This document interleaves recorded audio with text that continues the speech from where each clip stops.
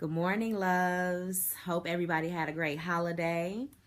So, this is your girl again, Rickney. You can follow me on Facebook, Rickney Jones, or you can also follow me on Instagram, love_Jones_Rick, and that's RIC. Now, today I want to talk about a hot topic, something that's been on my spirit, I don't know, as long as I can remember. Today I want to talk about choosing our children. Now, although I don't have any children biologically, I was blessed with an ability to care for children, nurture children, mentor children, and therefore I've been able to be a mom without actually giving birth to children. I started babysitting as young as 10 years old, and throughout the years, I've mentored, tutored, and even became a full blown foster parent in my very, very early 20s. So, needless to say, children are my passion, they're my calling, and making sure that I'm a part of their lives is something that is very, very important to me because I understand and believe the concept that it takes a village to raise a child. So, again, today I want to just really quickly talk about choosing our children. Now, before I go into this message is not intended to offend anybody. It's not intended to hurt anybody's feelings, but it's something that I feel like needs to be addressed and needs to be addressed like right now. So lately, and not even lately, I've noticed a lot of people posting with the holidays, all the good things and goodies that they're getting for their kids for the holidays, this, that, and the other, which is cool. I understand it. I mean, I came from Detroit, Michigan, which used to be a thriving, bustling city, metropolitan that everybody wanted to move to. The economy used to thrive and just boom. And then it kind of tanked. But what people fail to realize is that that was only a small percentage of its citizens that were affected by that. There were others that were already living in poverty, already dealing with adversities from day one. Granted, I was blessed to have a huge village that cared for me and helped my mom when she became a single mom. I could have very have well became a statistic and ended up being a teen mom or on drugs or a prostitute or whatever have you.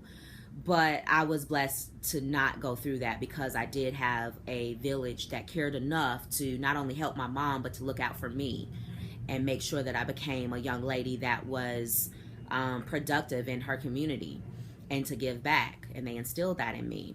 But one thing I want to talk about today is creating brand whores. And let me explain what that is. A brand whore is somebody who has to have some type of designer item on every particle of their body.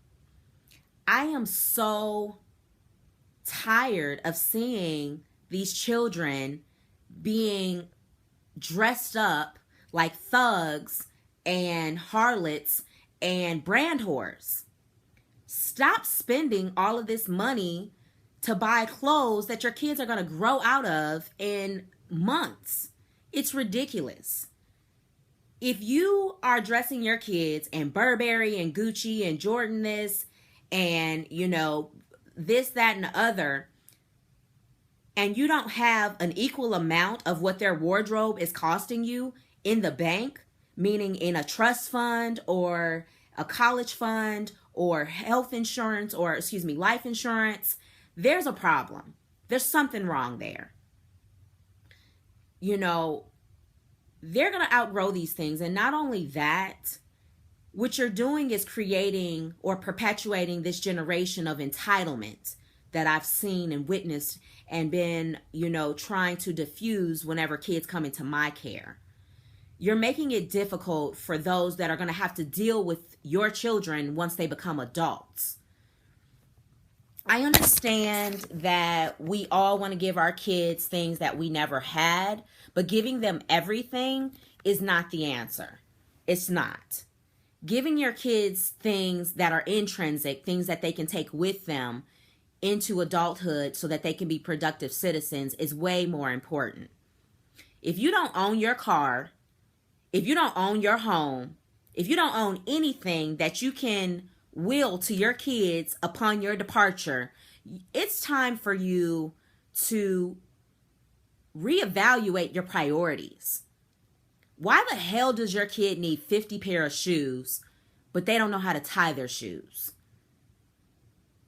Why does your kid need a $500 scooter board and they don't even know how to spell their name?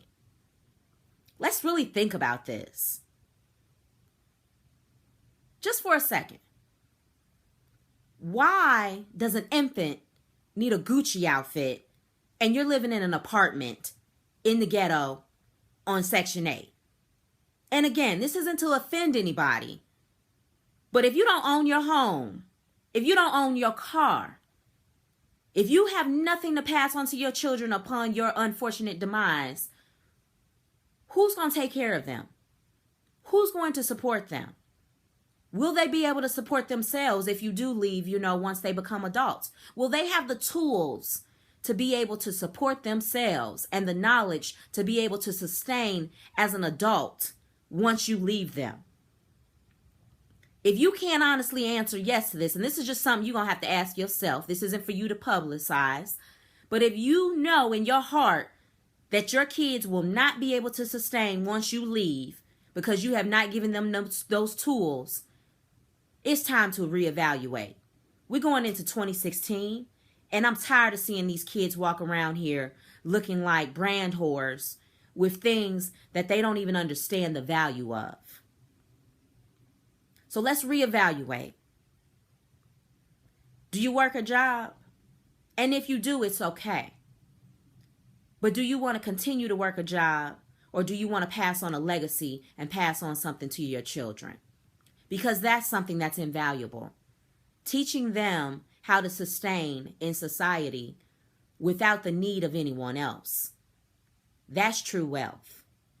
Teaching them how to run a business, how to balance a checkbook, how to change their oil, how to change their tire. These are the things we need to be focused on. Not what new outfit they're going to get for their pictures or their balls or the things that they're going to. And don't get me wrong, I love buying nice things, but I'm what you call a baller on a budget. I refuse to pay top dollar or full retail for anything that I purchase. And I more than anything, refuse to buy anything designer for a child.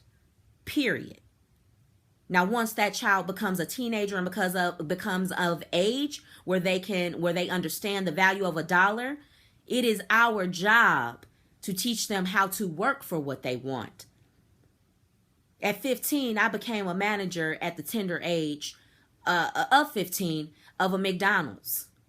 Prior to that, however, I had already been self-employed many, many times, as it had been instilled in me by my family the value of learning how to provide for yourself and never being dependent on an employer.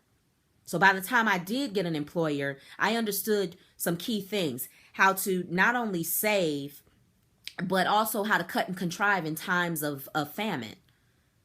These are the things we need to instill in our children. These are the things that they will carry on in their legacy that began with you and was passed down to them. So let's focus more on giving them something that will not just feed them for a day, but feed them for a lifetime. Now, if you're interested in finding out how it is that you can begin building a legacy that you can pass down to your children, if you just need the fundamentals, just need a little help, inbox me, email me.